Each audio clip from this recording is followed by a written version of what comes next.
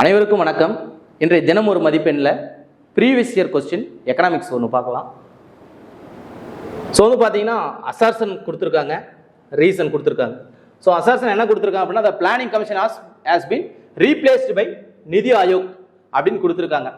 அதாவது திட்டக்குழு 1950 கொண்டு வரப்பட்ட திட்டக்குழுவுக்கு மாற்றா 2050 நிதி ஆயோக் கொண்டு வரப்பட்டது அப்படின்னு சொல்லி கொடுத்துருக்காங்க.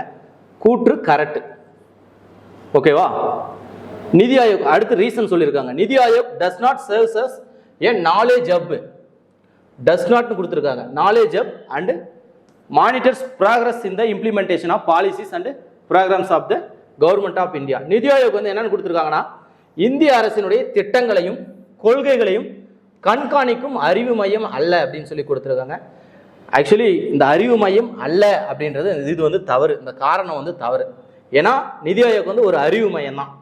நிதி ஆயோக் வந்து பார்த்தீங்கன்னாக்கல மாநிலங்களுக்கு, அதாவது கூட்டாட்சிக்கு உரிமை வந்து தருது. எல்லா ஸ்டேட்டுக்கும் உரிமையும் தருது.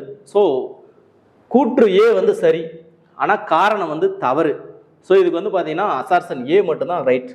So option A is false அப்படின்னு கொடுத்துருக்காங்க. ஸோ ஆப்ஷன் ஏ தவறு. Both A and R correct அப்படின்னு கொடுத்துருக்காங்க. ஸோ ஆப்ஷன் பி தவறு. Both A and R are true அப்படின்னு கொடுத்துருக்காங்க. ஸோ ஆப்ஷன் சியும் தவறு. ஏ இஸ் ட்ரூன்னு கொடுத்துருக்காங்க, but R is false. So option D தான் சரி. மேலும் வீடியோக்களைக்கான இந்த சேனலை சப்ஸ்கிரைப் பண்ணுங்கள். தேங்க்யூ.